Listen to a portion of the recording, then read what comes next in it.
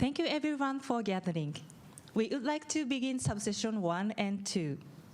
The theme of subsession is Structural Measures Against Earthquake and Storm and Flood Disasters. My name is Atsuko Ishii, and I will be facilitating this session.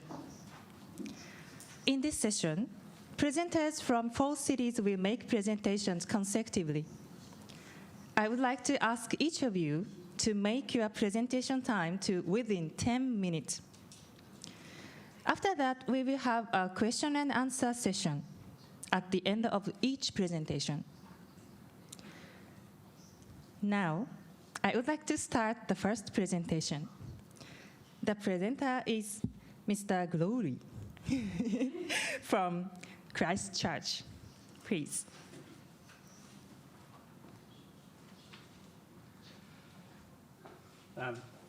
Arigatou gozaimasu, Atsuko, and ohayou gozaimasu, watashi wa Mike desu. And that's as far as my Japanese is going to go, and the rest of you will need to turn on your devices now. Look, as Chief Resilience Officer of Christchurch City, it's an absolute honour to speak at this forum, and I want to thank Yuriko Kaike and UCLG and UNDRR for the invitation to attend and speak today. But I also want to acknowledge the Tokyo Metropolitan Government for holding this really important forum, as this year's theme of effective disaster risk reduction in urban management, common responsibilities and unique initiatives gives us an opportunity to share lessons from natural disasters and improve our management of risks from natural hazards. My own city of Christchurch has faced many challenges since the 2010 and 2011 earthquakes. But those events have also created a platform for the city to reinvent itself into a truly innovative and creative city, both in infrastructure and in attitude. And in Christchurch, we believe that the best way to honour the memory of the lives that have been lost is to learn the lessons from our experience. Christchurch has great relationships with Japan, which date back to the first wave of assisted migrants back in 1905. But more recently, also after the Canterbury earthquake and the 2011 Tohoku earthquake and the tsunami, New Zealand and Japan came to each other's assistance to provide financial and operational support. Researchers from the two countries are now working together, and we can learn a lot from how Japan deals with earthquakes. But not only that, we also enjoy a long-standing relationship today with our sister city, Kurashiki, and Japan and Christchurch will be forever bound by our earthquake experiences and our resilience in overcoming the challenges posed by them. Like many areas across Asia, including here in Tokyo, New Zealand has a high exposure to natural hazards. As you'll see on the slide here, much of our built environment is located in areas that are sensitive to the effects of natural hazards, both seismic and meteorological. Specifically, our towns and cities are concentrated in vulnerable coastal locations. New Zealand's population of around 4.6 million people is highly urbanised, with 85% of the population living in urban areas and 30% living in Auckland City alone. Because of these factors, we experience direct and acute impacts of shocks and stresses from our environment, and therefore we need to be as ready as possible to respond and adapt to future events. And we all know that worldwide, climate-related natural hazard events are increasing each year. The data displayed in the graph here shows the consistent growth of climate-related natural hazards per year, from just over 200 in 1980 to more than 700 in 2018. New Zealand has a small economy. This means we would have trouble coping with future hazard events with impacts on the built environment equivalent to the Christchurch earthquakes. Future-proofing our cities means reducing the risks of natural hazards on our built environment. By introducing the concept of resilience into both investment and operations as we rebuild and regenerate our city, we make sure opportunities that exist are taken for low incremental cost and interventions which will equate to large savings in the future. We refer to this as the resilience dividend. This is because resilient buildings and infrastructure are safer and have a longer life. And for businesses, reduced disruption and recovery time after an event maintains business continuity with associated positive economic and social benefits. Our experience in Christchurch has also taught us that recovery from such significant damage necessitates a marathon, not a sprint. Today, 8 years on, we are a city in transition from rebuild to regeneration. And one of the best lessons we carry with us today is the determination to build back better. This means learning the lessons from our experiences and making sure that both our infrastructure and our communities are rebuilt in a way that means they are better equipped to withstand whatever future challenges lie ahead. Throughout my 20 years in local government, I've had a number of roles. One of the most challenging was immediately after the February 2011 earthquakes, when I was appointed as the Land Drainage Operations Manager for the city. Christchurch, for those of you that haven't been there, is a flat city built on a floodplain, and we have the perfect recipe for flooding. We are a low-lying coastal environment with sandy and silty soils prone to liquefaction and shallow water tables. We have flood-prone rivers and hidden active faults. When you add repeated strong earthquakes and a lot of rainfall, the result is a host of negative economic impacts, insurance disputes, and human suffering. Christchurch has 3 major urban river systems. They are spring-fed. One of them, the Heathcote River, has a steep and unstable hill catchment. The Avon River, which flows through the CBD, runs at around 2.5 cubic metres a second. In a major flood in March a few years ago, it flowed at around 28 cubic metres a second. Those of you that are engineers will know that these aren't raging torrents. But there are also numerous streams and drains, and the catchment that has given us the biggest cause for concern is usually a small urban waterway called Dudley Creek. This creek has flooded 6 times in 2 years, and in March 2014, roughly 80 houses flooded. For some of them, it was their 3rd or 4th time. For some, it was their first. But irrespective of the number, irrespective of your world status, to have your home flooded is an insult. First world or third world, and being flooded regularly is even more of a travesty. So here is one of the lessons from Christchurch. After a disaster, relying on your pre-disaster tools and methods will work against you. When nature throws away the rulebook, you can too. This relates both to the way you carry out your operations and maintenance, as well as the way you conduct your planning and your strategy. After a disaster, priorities will change. And for that reason, we had to think differently about the way we delivered land drainage and flood protection services. The Land Drainage Recovery Program in Christchurch was established by the Council in 2012 to understand the consequences of the Canterbury earthquake sequence on the land drainage network.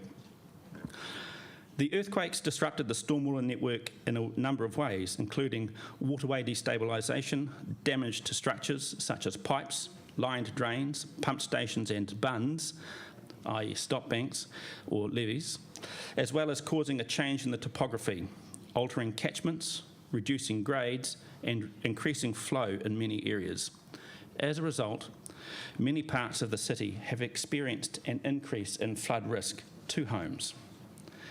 The aim of the Land Drainage Recovery Program is to reduce the flood risk to pre-earthquake levels by repairing damage to waterways and land drainage infrastructure. Where practical, works include solutions that address the effects of future shocks, i.e. earthquakes, and the stressors, including sea level rise caused by climate change. The program is divided into 2 phases: investigation projects and physical works projects. In financial terms, this translates into approximately $14 million worth of investigations and $1.2 billion of physical works over the next 30 years. Flooding is a shock to both community and personal resilience. Since the earthquakes, there have been a number of flood events that have caused damage to people's homes and businesses and impacted on their health and their well-being. These additional shocks, on top of the trauma of the earthquakes, have impacted on the community's physical health, financial security, and their ability to cope emotionally with uncertainty and change. The Land Drainage Recovery Program investigation projects seek to understand the impacts of the earthquake on the stormwater network. They also inform the physical works program, both in terms of what works will be required where and what the relative priorities are. Council and community expectations of the program are high, with a strong desire to see the most flood-prone areas remediated as soon as possible. Considerable efforts are going into prioritising projects at a program level to achieve the greatest benefits in the shortest amount of time. The Council has also adopted a policy to intervene at an individual property level, where habitable floor levels are at risk of frequent flooding in a 10-year average recurrence interval event. There has been an exacerbation of flooding due to the earthquakes, and there is no timely catchment-wide solution. This is known as the Flood Intervention Policy and has to date been applied in two specific catchments. Right. How do we make decisions about flood management in a multi-hazard environment? As a low-lying coastal city, Christchurch is subject to a number of natural hazards which pose varying levels of risk to different areas of the city. Large parts of the city are subject to multiple hazards, particularly areas adjacent to lower river reaches and the coast. These areas were significantly impacted by the earthquakes, which produced a cascade of geomorphic, built and human environment changes that altered the profiles of several other hazards. A number of the original program investigation projects have been combined into a multi-hazard analysis in order to provide a more complete understanding of how individual hazards relate and impact on one another, and ultimately the impacts upon the city. The intent of this multi-hazard approach is to develop a robust framework to inform future infrastructure and assist planning and development, risk reduction, decision-making, consenting, civil defence emergency management, readiness and response, as well as promote risk reduction in an efficient and cost-effective collaborative way. The program of physical works is extensive and includes the repairing and increasing the capacity of older and earthquake-damaged pump stations and pipes, as well as constructing new pump stations and adding to the pipe network. The planning and design of 12 kilometres of permanent stop banks along the Avon River. Numerous projects modifying channels in a number of ways, including dredging, naturalisation and realignment. And the design and construction of numerous storage and treatment facilities to ensure that the stormwater network does not get overloaded downstream and improves water quality. The program is creating new and enlarging existing stormwater basins. All the basins are built as large as is feasible to ensure they remain useful in years to come. In conclusion, resilience is about preparing for an uncertain future. It's the capacity of individuals, communities and systems to survive, adapt and grow in the face of stress and shocks and even transform themselves.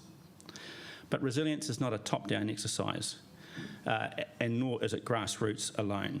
It has to be both. Resilience is also not all about infrastructure or all about people. Building resilient cities also requires strong and connected communities and innovative investment in urban infrastructure. Thank you for the opportunity to speak to you today.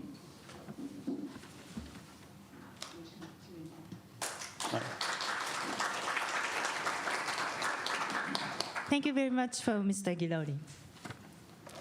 Now we would like to move on to our question and answer session. Please raise your hand if you have any questions or comments on the presentations. Our staff will bring you a microphone. Is there any questions?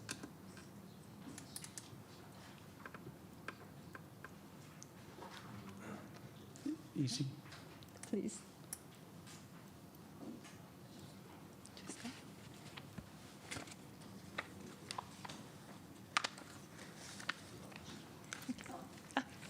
Please have it.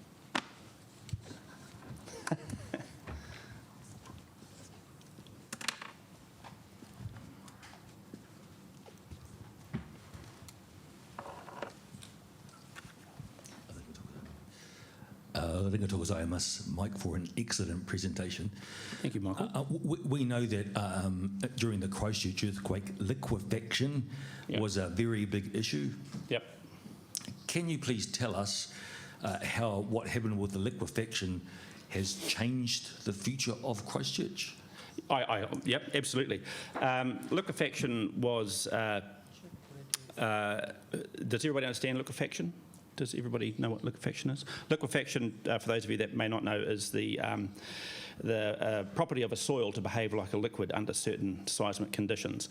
And there were significant areas of Christchurch which were really badly affected. And the land damage was so bad that 8,000 homes were effectively abandoned, and the government bought them and relocated those communities to other parts of the city. So that land damage primarily occurred adjacent to rivers and waterways, but not exclusively, but primarily adjacent to those to rivers and waterways. Good question. Thank you very much.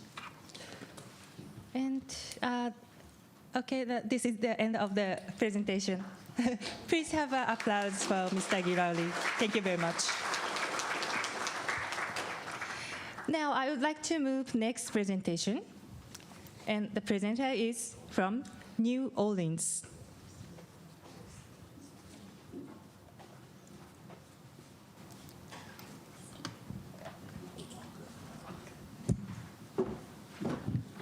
Good morning. Ohayou gozaimasu. I'd like to thank the Tokyo Metropolitan Government for the invitation today from the City of New Orleans. Also, I'd like to extend my appreciation from my mayor, LaToya Cantrell, for the City of New Orleans to be here to brief you on resilience and the emergency preparedness.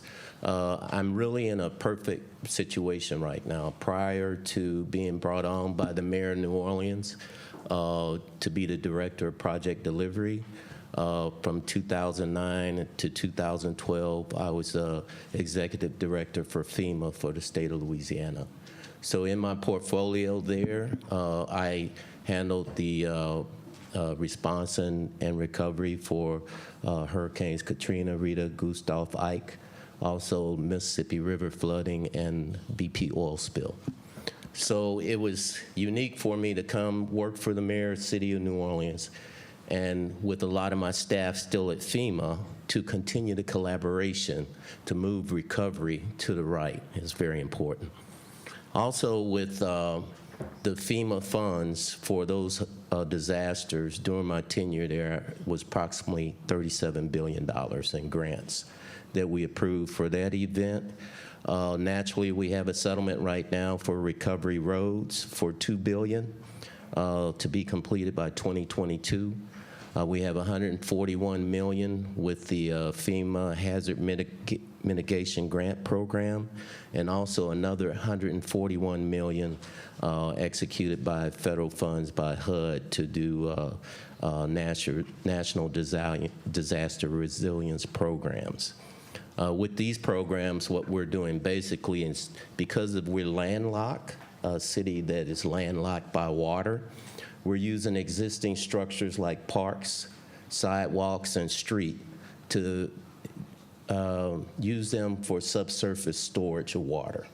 Some of our parks are so large that we can store almost 10 million gallons of water, and also using pervious concrete, pervious asphalt to have the seepage into those storage areas. Okay.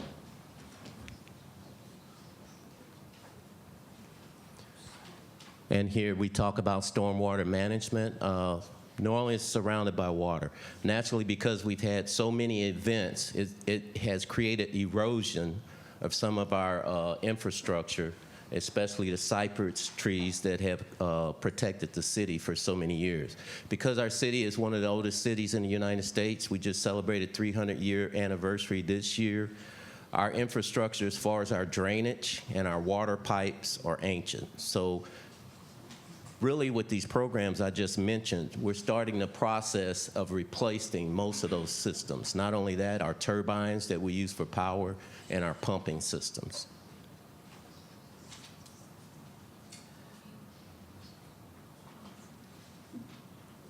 I just talked about some of the different disaster awards that we have, but with that, we changed our building codes. So naturally, with FEMA, after the disasters, most of the requirements of the grant is to produce more current flood maps. So with those current flood maps in construction, we have what they call above flood reduction levels, ABFE. And right now, our ABFE in most of the cities in New Orleans is probably about 4.5 to 5 feet. So in new construction, it's an elevation requirement, 4.5 to 5 feet or more when we build new construction in the city. And we also use wind retrofits. Naturally, in the hurricanes, we have not only damage from the rain, torrential rains and floodwaters and storm surge, we also have damage from wind, just depending on which way the storm comes to our city. We've been fortunate in the last few years to where we haven't had major hurricanes, but we've had major rainfalls as a result of global warming. Here's some of the green infrastructure projects that we have right now. Individually for the homeowners, we're doing planters, we're doing cisterns, we're doing a lot of green infrastructures, many ways to capture water. Trees, bioswales, like I mentioned, permeable pavement, cool and green roofs, and also stormwater lots under most of our parks.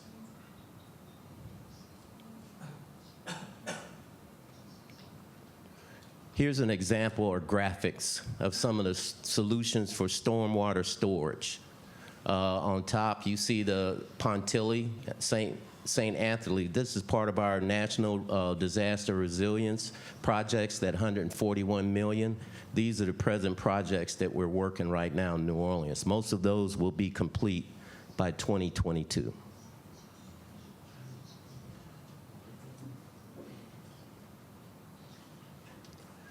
Naturally, I mentioned this earlier, the $141 million. We were amongst several cities that won this grant.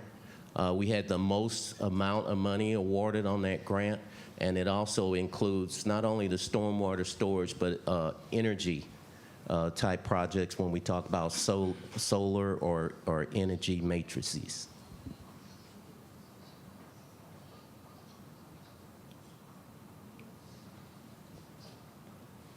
This is one of our main resilience projects. It's a Gentilly Resilience District. And what we have is 7 urban water projects that are going on there that store water.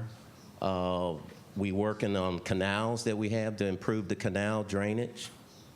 And also we're using district planning repetitive loss analysis.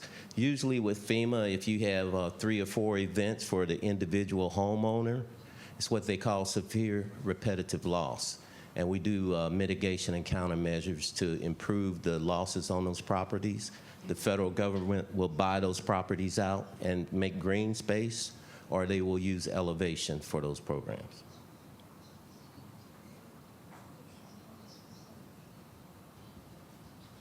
Again, these are some of the different water storage areas, parks and playground, vacant lots, streets and corridors with the pervious concrete and asphalt, and open spaces for the water gardens. Really what we're doing is teaching our residents to live amongst water.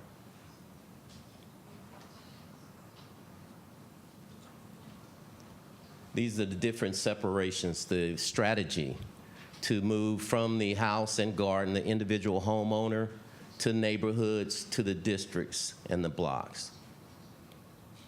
Now, in doing this resilience program, because we have the 3 different federal programs, we have to, it's very complex because we have to interlock and intermingle the road program, Recovery Road, with the drainage program, with the resilience program. So it's very complex engineering project for us. Right now at the City of New Orleans, I oversee all construction, Sewer and Water Board, Department of Public Works, the resilience programs.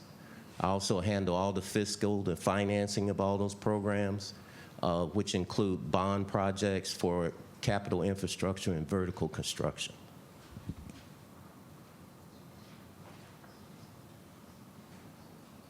And these are some of the designs and the multiple benefits that we get from our resilience programs. Not only flood risk reduction, but community cohesion, workforce development. Right now I'm putting out contracts for small business set-asides, 5 million threshold and below, to give small businesses opportunity to act as prime contracts in both engineering design and construction.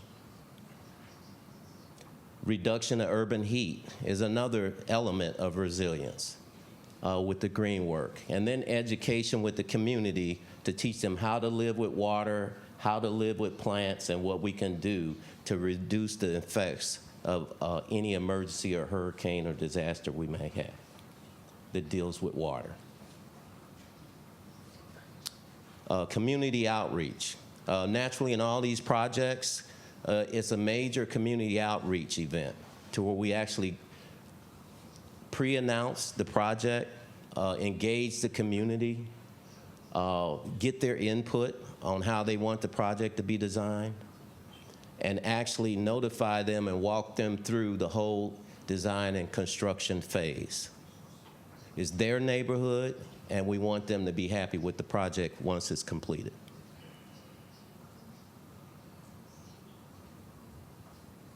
And these are some of the urban water projects for the National Disaster Resilience Program, that 141 million across the city of New Orleans in the different separate neighborhoods.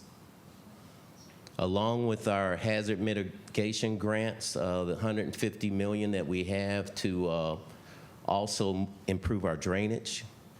And with the Joint Infrastructure Road Program, the $2 billion that we use to increase the roads, we will encompass drainage, movement of water, storage of water within all those complex projects. The levees. Naturally, we're protected by a levee system. So we are working to improve our levee systems and the drainage and take the stress off of those levee systems itself. And along with that, we are working to improve our pumping capacity during major rain events. Because of global warming now, what used to be hurricane force rain, we're getting in regular rainstorms right now. Just last week, just a regular rainstorm in New Orleans right now can produce up to 6 inches of rain per hour. So we're just having residual flooding without even having a hurricane. So it's very important for us to move water, store water, make sure our levees are in place, and make sure our homes are protected. Here's a picture of some of our supporting road work right here. We're replacing a concrete panel, curb to curb. But in this panel right here, we'll put pervious concrete or pervious asphalt.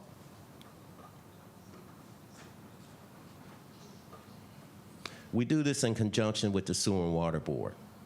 Sewer and Water Board, like in most of your countries, is a separate governing agency. So we have, since the new mayor came in, we have developed a joint project management group where both our teams from Sewer and Water Board and Department of Public Works design the projects together.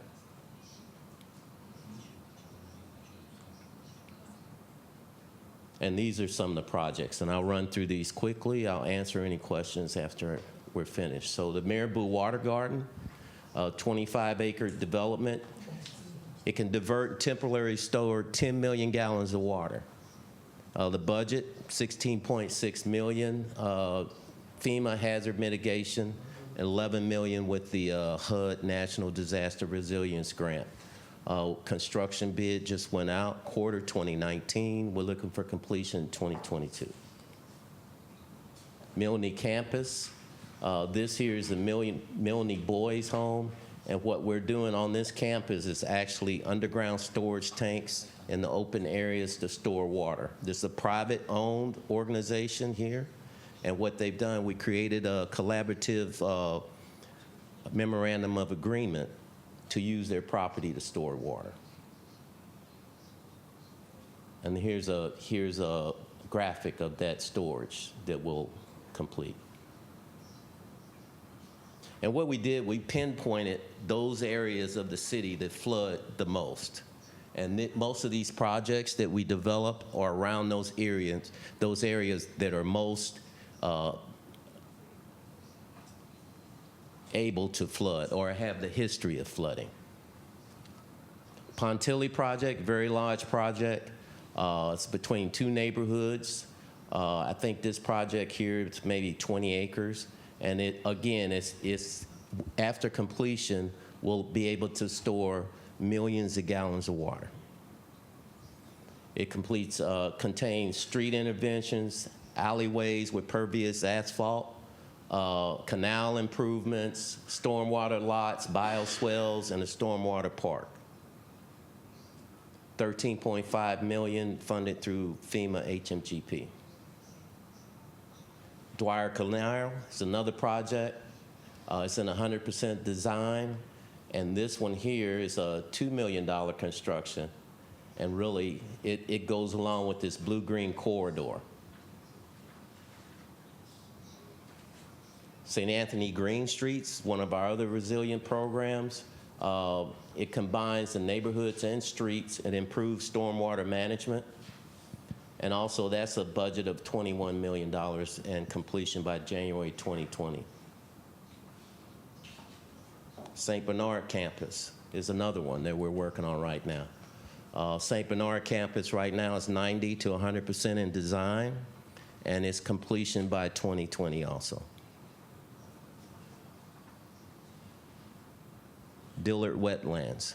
This is where we are really retaining stormwater, but we provided an outdoor classroom for our universities and students to see what type of green and species can live within water as a training facility, and also store water. It's a $5.9 million project by 2020. Then we have a community adaptation program. And this is through NORD, where we go out and actually work on the individual low-income families to help them with their residents and how to protect their residents with capturing water, cisterns. Then we have London Canal placemaking as part of the resilience. Really, we teach our residents how to live with water, and combined with the Art Council.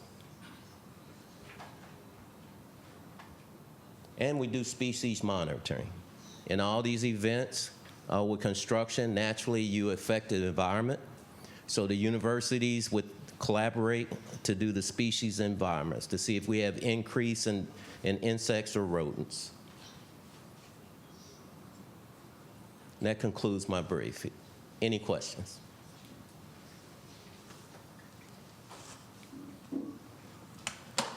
Yes. Thanks, Joseph. That was really interesting. I'm interested about the levees, and you mentioned the levee improvements that you're doing.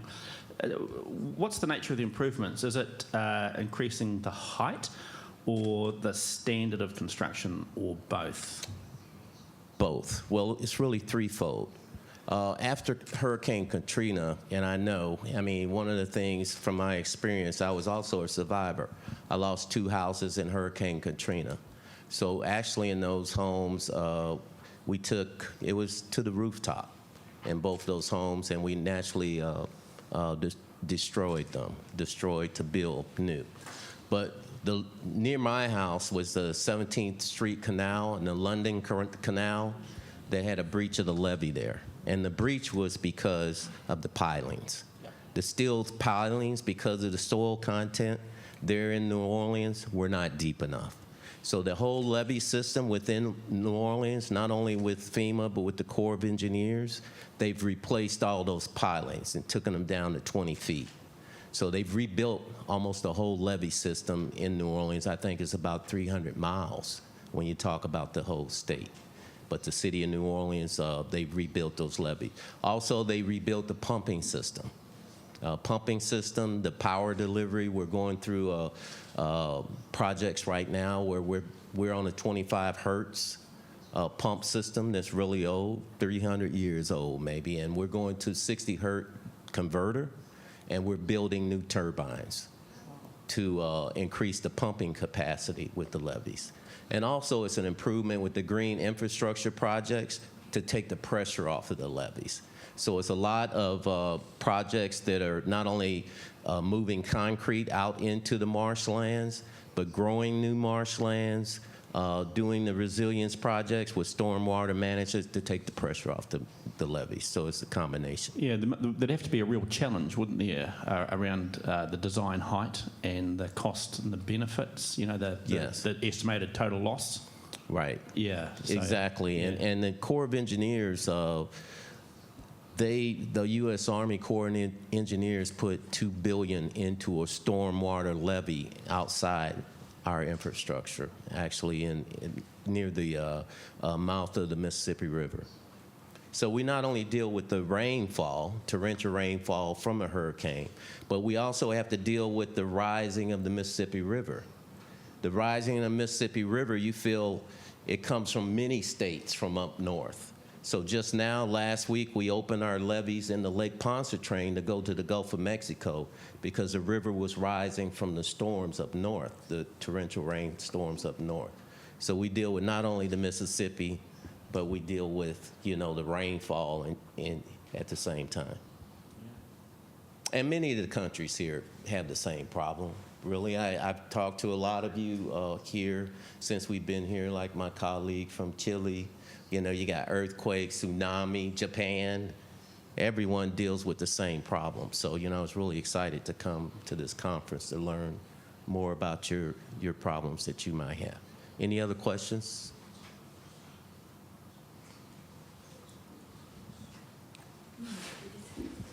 Not allowed to use it. Thank you very much. Thank you, Joseph. I just I noticed that you're looking at mosquitoes.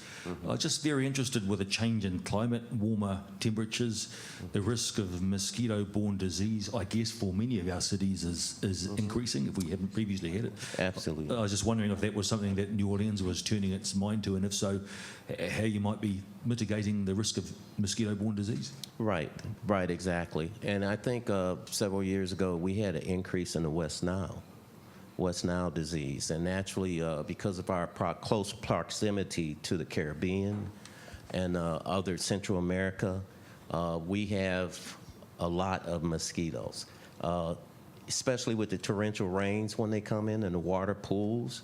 Our mosquito population increases. So this year, May through July, the mosquito population is intense. One of the FEMA projects that I worked when I was at FEMA was the Mosquito Control Board for the city of New Orleans, where we rebuilt facilities, add more vehicles for spraying. So it's temporary spraying. When the mosquito population gets to infestation, then we do aerials. That's how bad it gets. Yeah. We have aerial sprayings also by plane. Thank you very much. Okay, thank you. Thank you very much for meaningful presentations. Now, I would like to move on to next. Next presenter is Bureau of Urban Development, Tokyo Metropolitan Government. 通行出しておきましたので、はい。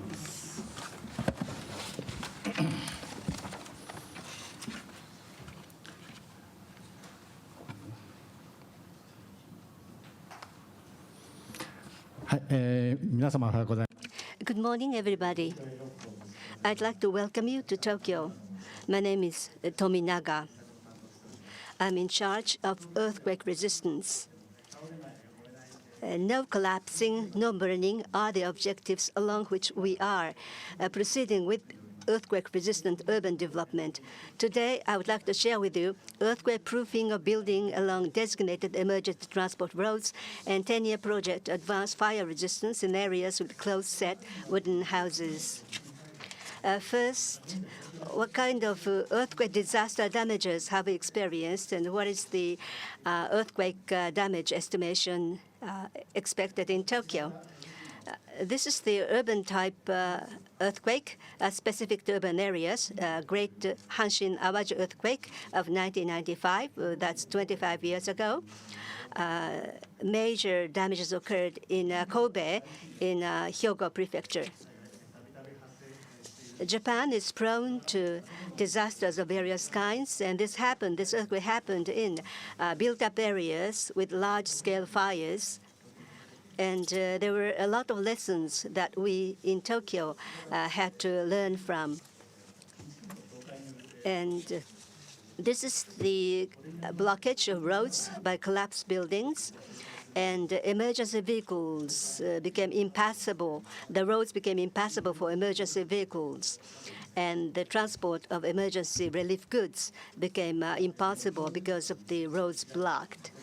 And this is the built-up areas where large-scale fires occurred as fires spread out with the severe intensity of damages.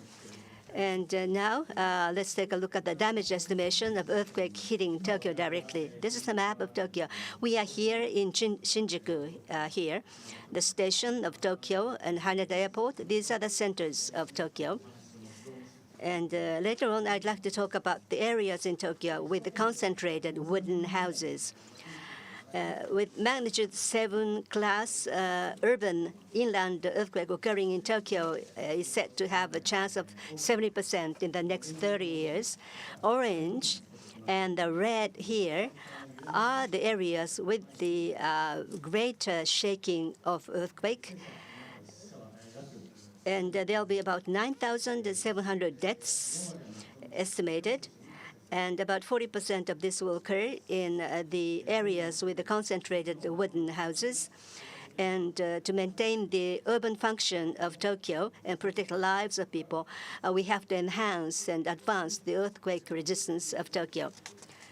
So first of all, let's take a look at earthquake proofing of buildings along designated emergency transport roads. What are designated emergency transport roads? They are the main arteries for rescue and relief, firefighting, and material transport and restoration.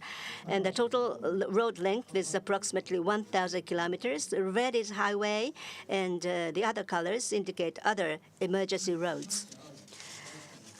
And what were the damages caused by the Great Hanshin-Awaji earthquake? So there was a vulnerability caused because of the seismic standards, older seismic standards. This graph shows the severity of building damage. The buildings built before 1981, when the Building Standard Act was amended. And this is after 1981, and as you can see that there are differences of the ratios of the severity of damage. Those built before 1981 have a greater damages, more severe damage caused. And there's a similar tendency in other earthquake-hit areas. 1981 was the year when the seismic standards were strengthened significantly in the Japanese laws. And there should be no collapse. That was a requirement of the new standards. But the buildings built before 1981 had a greater risk of suffering greater damage. To make them resilient against major earthquakes, to rebuild and renew those older buildings is a major challenge for a nation. Ensuring designated emergency transport roads to preserve their functionality.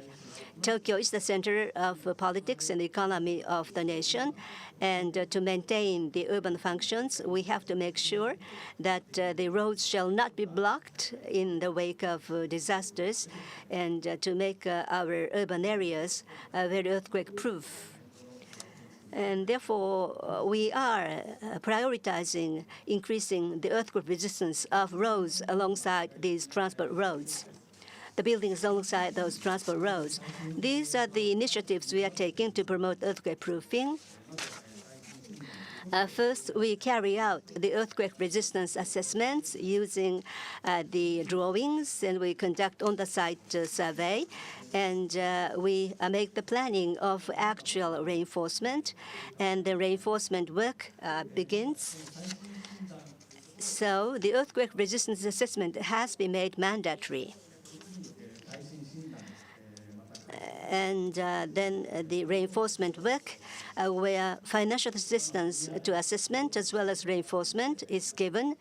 The government, the national government, and the local governments together give financial assistance for 100% for assessment and to a very high degree for reinforcement. Financial assistance is given. We send out advisors to the site because lay people are not aware of how to proceed with the earthquake resistance and how much budget will be required. So we send advisors free of charge. We also do door-to-door promotion. Whenever there are buildings where earthquake resistance is slow to be advanced, then we talk to the owners with the help of experts, and we make an individual visits to the owners of buildings that have not been made earthquake resistant. We also announce the assessment results for each individual buildings, the name of the building and the seismic resistance are announced, and to enhance the measures by the owners, the measures the owners would take. Now, the targets for our proceeding with the seismic assistance, 2026 is our target year. We have 7 years to go. We'd like to complete 100%, making these the fully seismic resistant. As of last year, December, the seismic rate was 84.8%. And we have about 2,800 buildings to go where we have to make them completely seismic resistant. This is the target for 2020, the end of March 2020. About a year from now, the seismic rate target is 90%.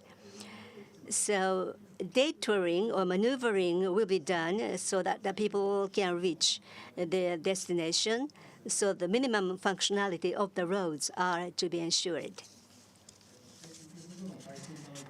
This is the current status of earthquake proofing of buildings alongside emergency road. Red is less than 70%, and blue is 100%. So this is indicated for each section of roads. These are the areas where major improvement has to be taken, and we will prioritize these earthquake proofing measures of buildings alongside emergency roads.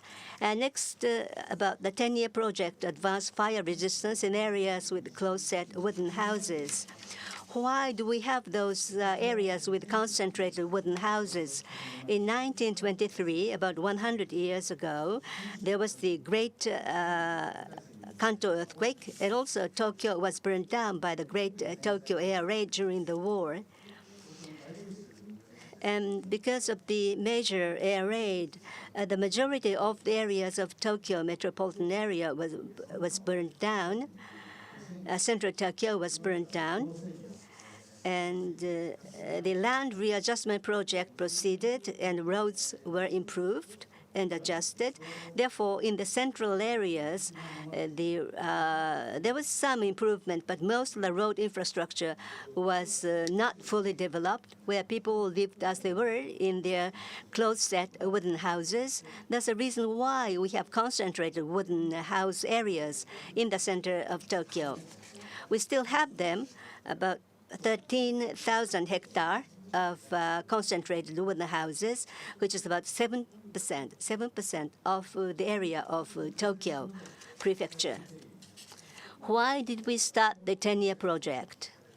Because major fires was expected, and there were very complicated ownership structure. The infrastructure of the residents, where improvements were very difficult to proceed.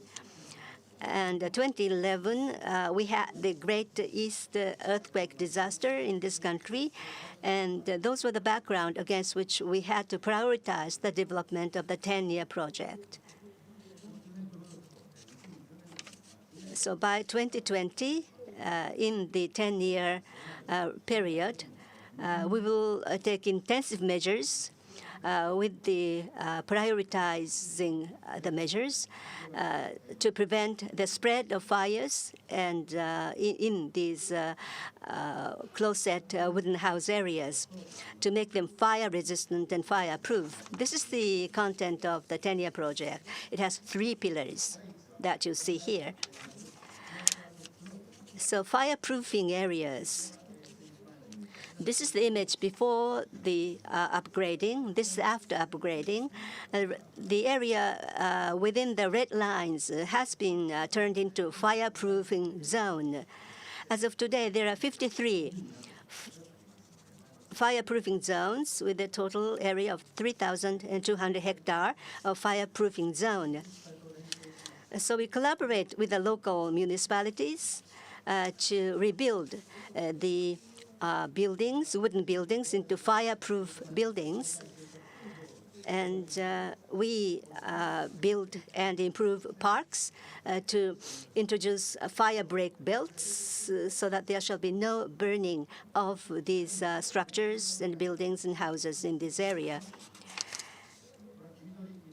You see the green areas, or yellowish green area, which is a part of land planning roads where the priority is given to the improvement of adjustment and construction to make these areas more fireproof, including fire break belts. We give an outreach program to the residents by organizing seminars, and we also give individual consultation to residents and citizens to make the whole community resilient against these disasters, including fires, to make these measures to be more effective together. So these are some of the examples of improvement. This is the area of Nakanobu in Shinagawa Prefecture. This is before improvement. This is after improvement. Compared to the surrounding areas, this area used to have greater hazards of fire, with the area of the land less than 60 square meters, and the roads 2 meters or less in width. And individual houses did not touch or face the roads. They were set back, so rebuilding them, renewing them was very difficult. And therefore, we had to make improvement in these areas. We introduced the pedestrian zone, and we introduced the vegetation areas to introduce more greenery, to prevent the spreading of fire in case of disasters, including earthquakes. The whole community has been made more resilient against these disasters. We'd like to continue with these improvement projects. This concludes my presentation. Thank you. Thank you very much, Mr. To. Is there any comments and questions?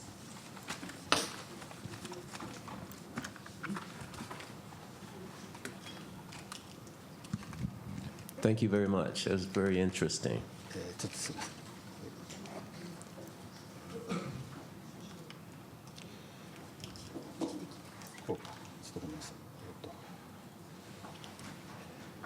Thank you very much. That was very interesting. I have one question. When you talk about the earthquake,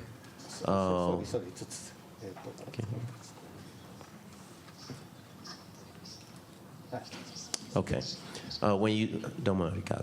When you talk about the earthquake construction, can you tell me some of the innovative construction techniques used to rebuild the buildings and structures?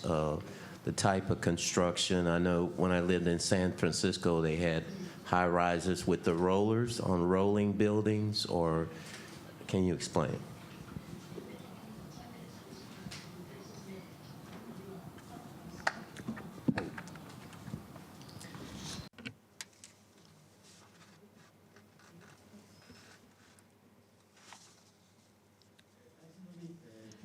The techniques of earthquake resistance.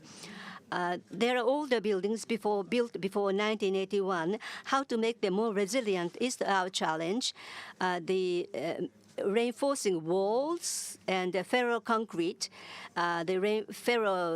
concrete reinforcements are introduced, and isolation, seismic isolation. The rubber structure is introduced below the foundation so that the shaking should not spread out. And the poles and pillars should have a damper, the hydraulic damper, to absorb the force of earthquake, and high rises. To reduce shakings, we introduce a better balance by introducing some structure to make them well balanced in high rises. So depending on the structure of buildings and the use of buildings, we take various kinds of measures. Have I answered your question? Is there any questions? Thank you for a really, really interesting presentation. I've got one question.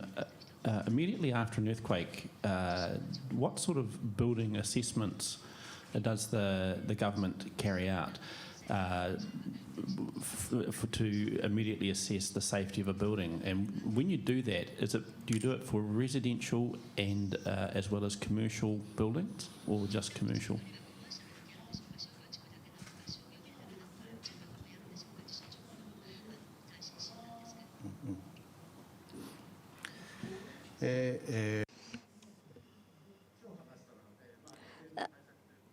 Today, I talked about the measures we take before earthquake, and you referred to the measures to be taken right after an earthquake.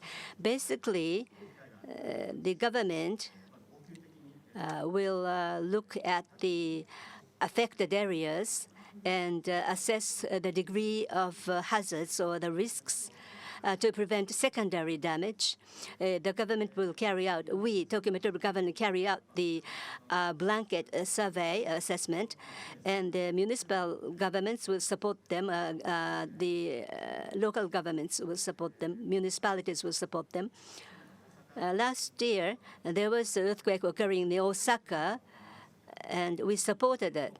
But basically, the local municipalities, the local governments will take the initiative, will take the lead to be supported by the surrounding prefectural governments as well as central government.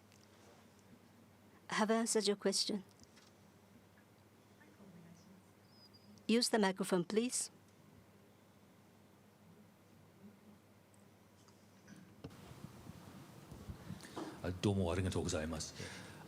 Thank you very much. Interested in insurance in Tokyo, and to what extent insurance plays a part in resilience planning.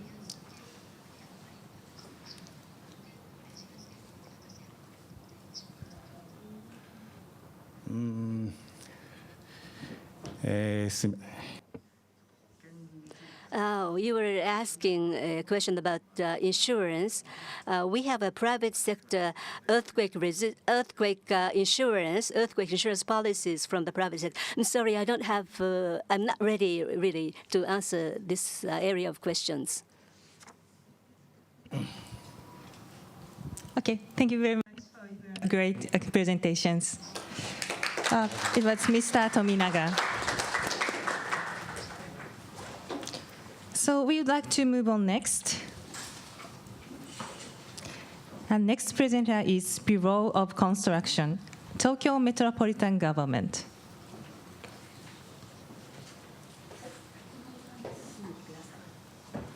マウスで矢印が出ますので。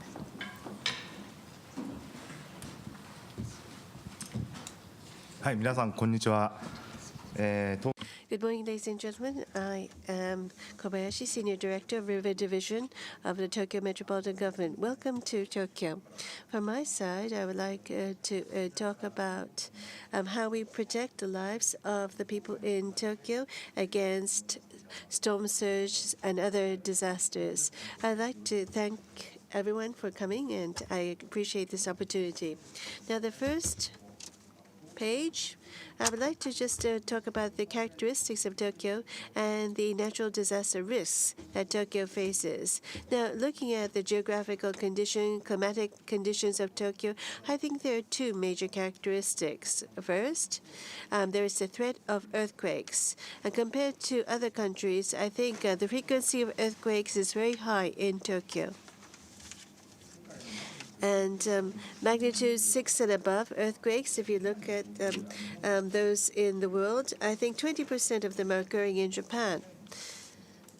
In 2011 March, there was that major earthquake that hit Japan, and at Fukushima, Soma City, 9.3 meter, and also in the United States, in Present City, 2.47 meter high tsunamis were recorded. And as a result, at Tokyo, which is about 360 kilometers away, we have seen houses damages, liquefaction occurred, and we had a 1.5 meter tsunami hit Tokyo as well. And the second is the heavy rainfall in Tokyo. And we look at the annual precipitation in Tokyo, 1,631 millimeters.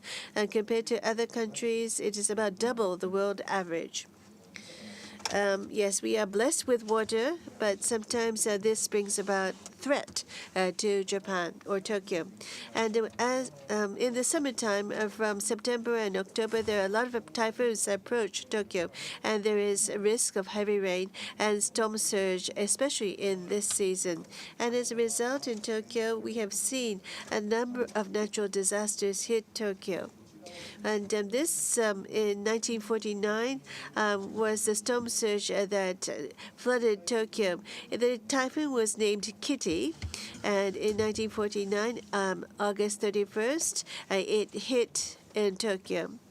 And so it was the tide level was slightly above the full tide, but still in Japan we saw the land impact, and 92 square kilometers were damaged in terms of land, and many houses were flooded.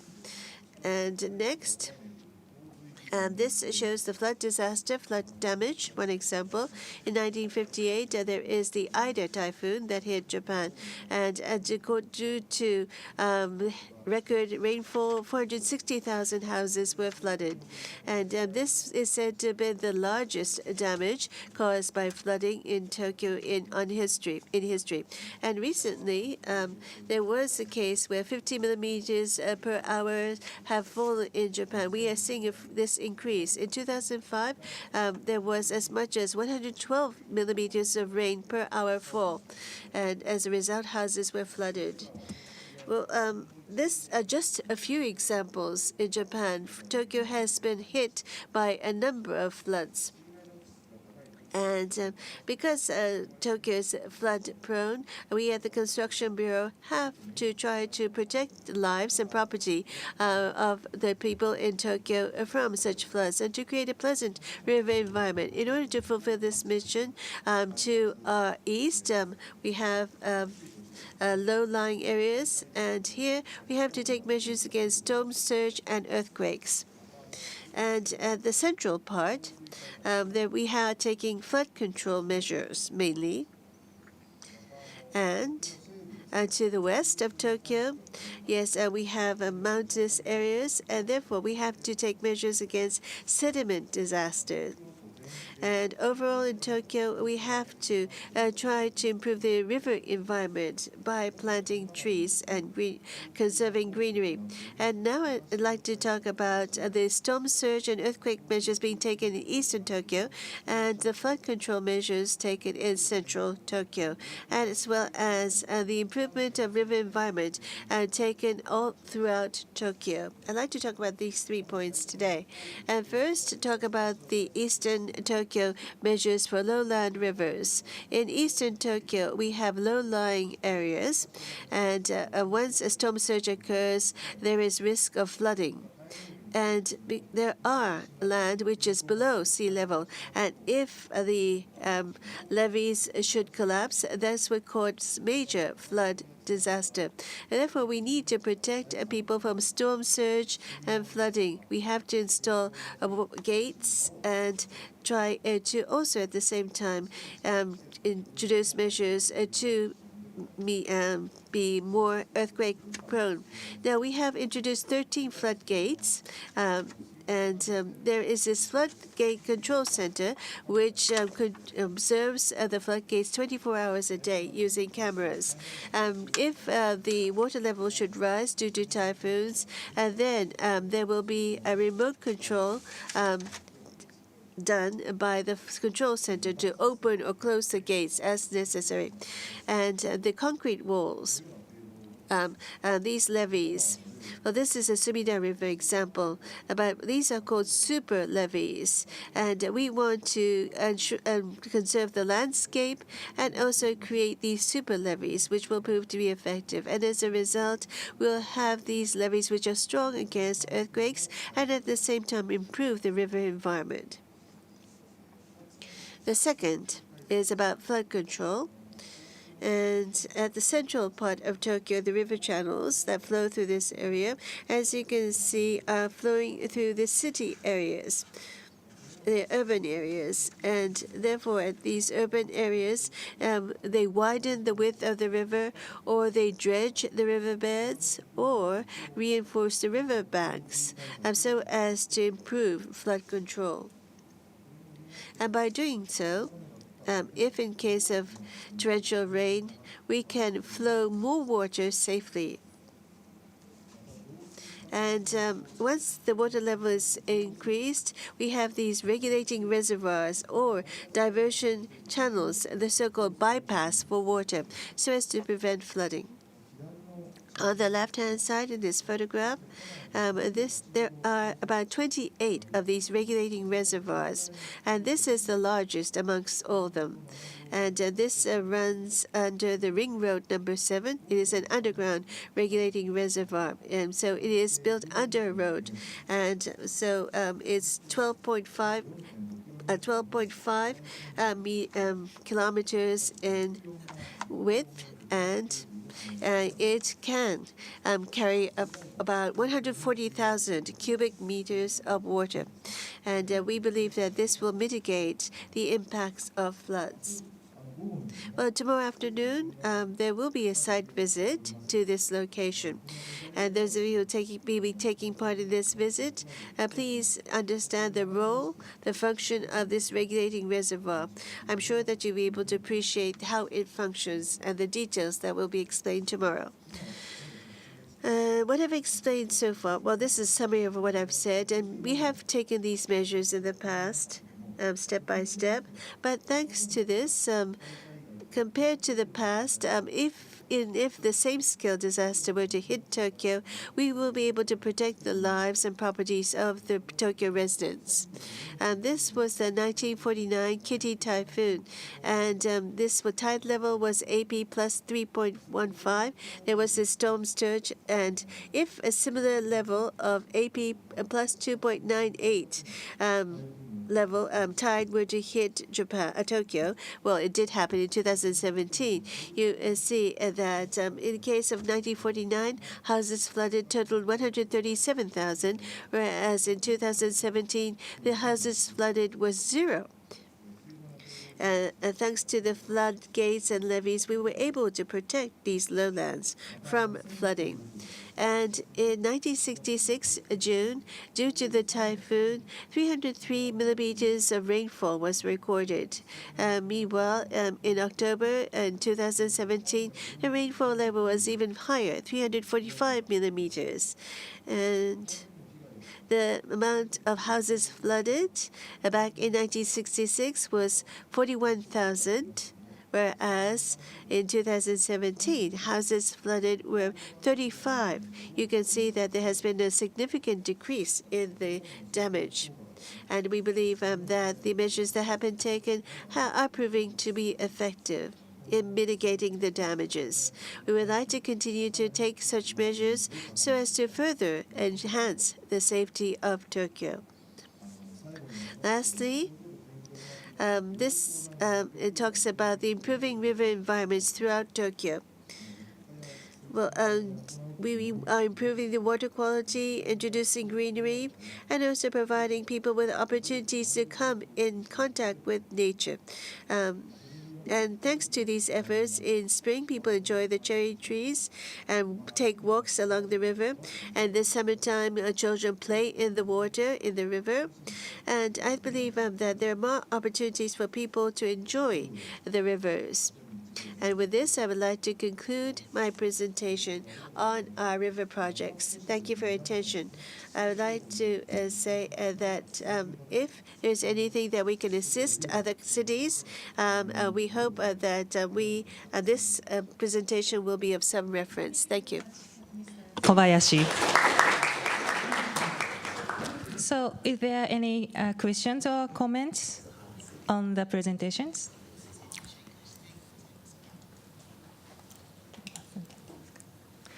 So we'd like to move on next. Thank you very much.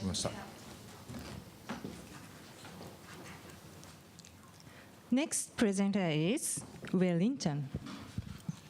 Could you come to the stage, please?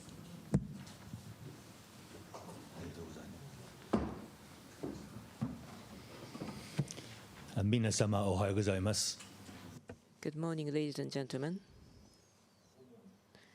It is a great pleasure to have been able to visit Tokyo. Thank you very much. I am Mike. I am from Wellington.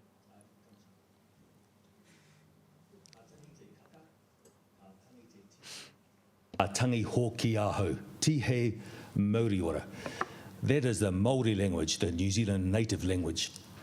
I just said, the birds in the trees are singing, the birds in the sea are singing, and now I am singing to you.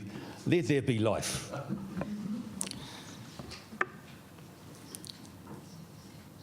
Korewa Wellington des.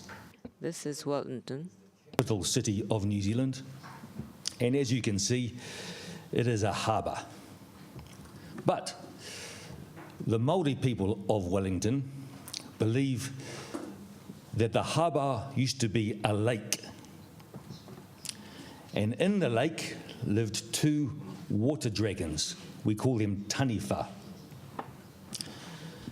Their names were Ngākei and Whātaitai.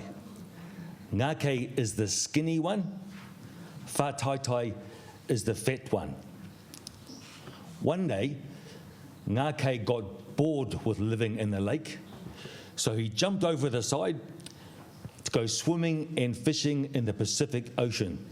They say, to this day, Ngākei is still happily swimming in the Pacific Ocean. Maybe he visits Japan sometimes, maybe he causes tsunami, maybe he comes for the great duty free, I don't know. After Ngākei escaped, his brother, Whātaitai, the fat one, he decided to follow. But he was too fat. The tide had gone out, and Whātaitai got stuck on the edge of the harbour. He opened the harbour to the sea, and he turned to stone. And today, Wellington, they say, is the body of Whātaitai turned to stone. Of course, the scientists and the engineers have a different explanation about how Wellington was produced. We have a lot of earthquakes in Wellington. The only people who are happy about that seems to be scientists.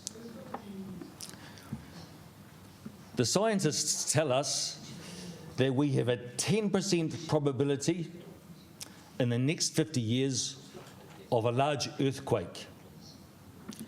We think the earthquake will cost us $50 billion, and we think up to 1,800 people will lose their lives. In 2016, in New Zealand, we had a reasonably big earthquake, as you can see. We were lucky. This earthquake happened in the countryside and not in the city. If this earthquake had happened in the city, there would have been large loss of life. So, we got a big fright from that earthquake. We were very worried about an aftershock. So our government put in regulations to fix the worst of the worst buildings. We had in Wellington 113 very bad buildings that needed to have the facade secured. So we are very proud in Wellington that within 18 months, my colleague here, Hayley, managed to get all 113 buildings secured. There was a little bit of funding provided from the government, but mostly the funding was private funding. The owners had to pay for it themselves. So those were just the worst of the worst buildings. Now we have to look at the next buildings. So there are 600 buildings in Wellington City that we are worried about. We're trying to prioritise our effort so that we deal with the buildings that create the biggest risk for Wellington. So, a little bit like Tokyo, we are focusing on the routes that have high traffic. I have to say, high traffic in Wellington is not the same as high traffic in Tokyo. This is high traffic in Wellington style. We are also focusing on strategic routes. So these are the routes that are used by the emergency services to connect to hospitals and other critical infrastructure. We are very interested to talk to the City of Tokyo at lunchtime about what we've just heard from the Bureau of Urban Development. So, in the next 15 years, 600 building owners are required to strengthen their buildings. They are required to pay for that work themselves. There is not assistance from the government. There might be some small assistance around tax and some small assistance for owners of historic buildings. But 95% of the cost has to be met by the private building owner. This is very difficult politically, but if we do not strengthen these buildings, the economic consequences of an earthquake in Wellington will be devastating. So, we're working very closely with the University of Tokyo to put accelerometers into buildings in Wellington so that we can model what will happen in an earthquake. We know that the best thinking around seismic resilience comes from this city, and we are very happy to be here learning from the best. We have another problem. Typically, our resilience focus has been on older buildings. But we have learned that some of our newer buildings also have some challenges. Because back in the 1980s in Wellington, we decided to design very flexible buildings with concrete floors. We know from recent earthquakes that these buildings do not perform well in an earthquake. So we have to find how to retrofit or to demolish those buildings. And of course, a building standing by itself is not of any use. The building must be connected to horizontal infrastructure. So for example, water, telecommunications, electricity, and transport. So in a seismically active area like Wellington, we are taking a lot of time and money to invest in our horizontal infrastructure. You can see we have lots of hills. So unlike New Orleans and Christchurch, we don't really have a drainage problem. But we have a landslide problem, and landslides cause great disruption to horizontal infrastructure. This picture, and this one, looks like an oil rig, but it is not an oil rig. This is a rig that is drilling for water in Wellington Harbour to try and find an alternative water source for our city. There is an aquifer under many cities in Wellington, water under the ground, and we are very keen to tap those aquifers wherever possible. So, like most of you, we are a very busy city trying to build resilience. We're very happy to be in Tokyo. Tokyo wo homon dekite ureshi desu. I'm very happy to be able to visit Tokyo. Thank you. If you ever come to Wellington, let us know, and I will take you fishing. Wellington is the finest fishing city in all of New Zealand. Domo arigatou gozaimasu. Thank you very much. You are great Japanese. And is there any comments and questions?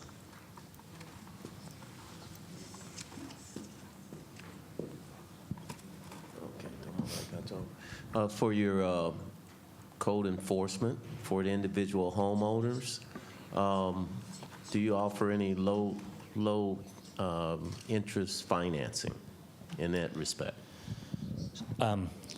Joseph, this regulatory framework is just being developed now. At the moment, my colleague is currently writing notices and putting them on buildings. This is a great debate with the government at the moment. At this stage, the answer to your question is no. There is no financial relief. But as you might expect, many of the owners of these buildings, these are mostly commercial buildings as well, not individual houses.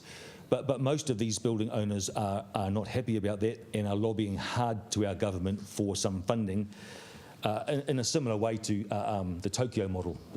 So that is a question that is unanswered at the moment, but it is highly political and it is subject of great political debate as we speak. Thank you. Thank you. Okay. Yeah, Mike, first of all, I'll just let everybody know that photograph was photoshopped. The fish aren't that big in Wellington. The second thing is Wellington's got quite unique water supply issues, and Wellington Water's got a really good water strategy, and I can't quite remember the rule, but it's like the 80-30-80. Yep. Yeah, do you know, that's probably worth, can you just explain that? So in Wellington, we know that our main water supply crosses the main fault line in 6 places. So we spend a lot of time and effort planning. We build more resilient infrastructure where we can. Actually, there's a Japanese business called Kurimoto has been supplying ductile, seismically resilient water pipes into Wellington. So where we can, we are putting in more resilient infrastructure. Where we cannot, we are designing our infrastructure to fail so it can be quickly repaired. What Mike is talking about is the philosophy where we try and get 80% of water supply to 80% of the people within 30 days. 80, 30, 80, or a variation on those numbers. So that is the that is our planning principle for returning water supply to Wellingtonians. Of course, if you have water coming in, you have to have wastewater or waste going out. Otherwise, you have massive sanitation challenges. So actually, we are more worried about sewage than we are about water, because the truth is, Mike, it rains a lot in Wellington, and we don't have too much of a problem having water in.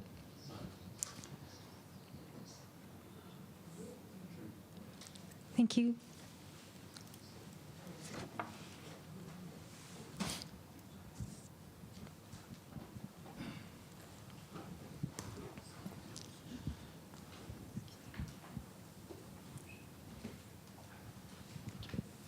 Thank you, Mike, for your excellent presentation. In Rotterdam, we do not have earthquakes, but we are facing more challenges related to flooding. And in Wellington, apparently, that's maybe the other way around. But can you say something about the relationship between earthquakes and a possible flooding caused by earthquakes? Is that also the case? Yes, of course. That's a very complicated field, as Tokyo has just presented. I should point out that Wellington is composed of 8 different council areas. My council area does not have a big flooding problem, but the adjacent council areas have a large river going right through the middle, and those are massive flooding, as you know, Arno, those are massive flooding challenges.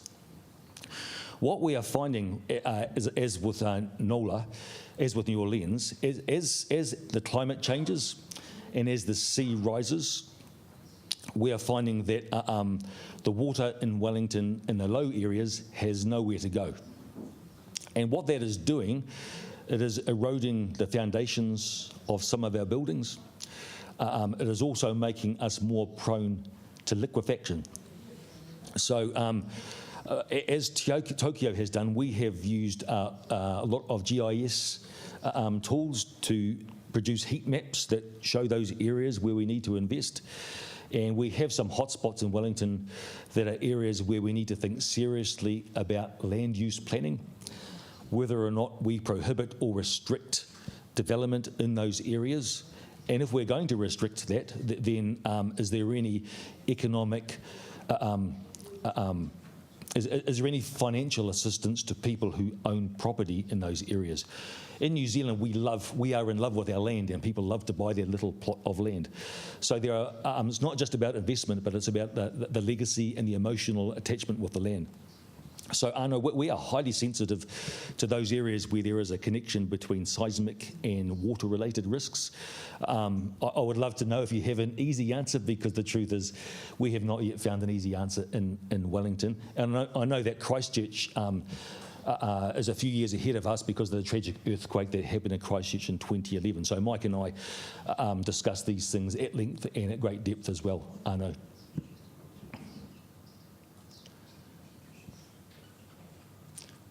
Thank you very much. Okay. Oh.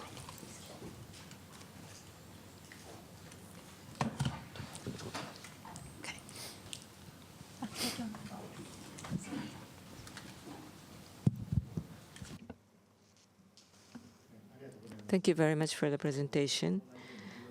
Like in Tokyo, you are trying to reinforce the critically important areas for seismic resistance, but you're saying that you're installing accelerometer together with Tokyo University in buildings, and I missed something that you might have said, but has there been any data that you have been able to obtain?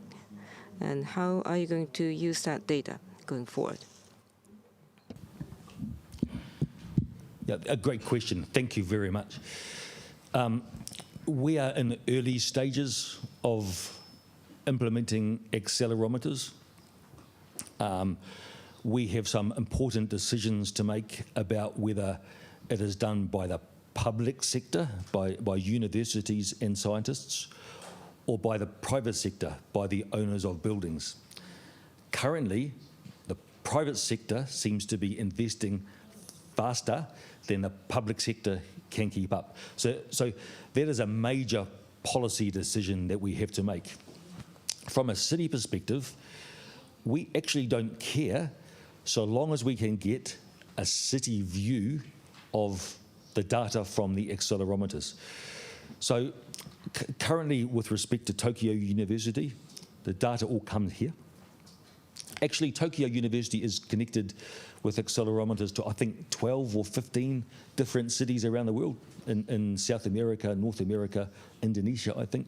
So we're just one of many cities that are connected. But ownership of the data is a key issue, but I have to be honest and say that from a policy perspective, we have not yet landed on a good policy answer for who owns the data.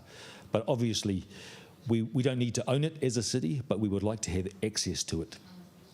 And that drives important questions like, what are the protocols that are used in accelerometers so the information can be shared? But I would like to catch up and speak with you at lunchtime. ありがとうございます。 Thank you very much. Thank you very much for your great presentations. So let's give him a big hand. So, thank you very much. Okay, this is the end of the presentations. Now, at the end of the session, I would like to ask Mr. Gilroy to have a comment to wrap up the session, please. Well, wish I'd taken notes now. I think, thanks to all the speakers, and particularly for the depth of and the range of thought that went into conveying quite simply the range of challenges that we all face in all of our urban areas. One comment I would make is that at the heart of all this are the people that live in the buildings. They are the people that live next to the rivers. It is these challenges that we face, we really are doing our best to reduce the impact on them and designing our cities so that we can absorb those impacts and adapt in a better way. So thank you, everyone. And with that, I'll quickly hand over. Thank you very much. Thank you. Thank you very much, Mr. Gilroy. I appreciate the meaningful discussion for today. And this is the end of the session 1 and 2.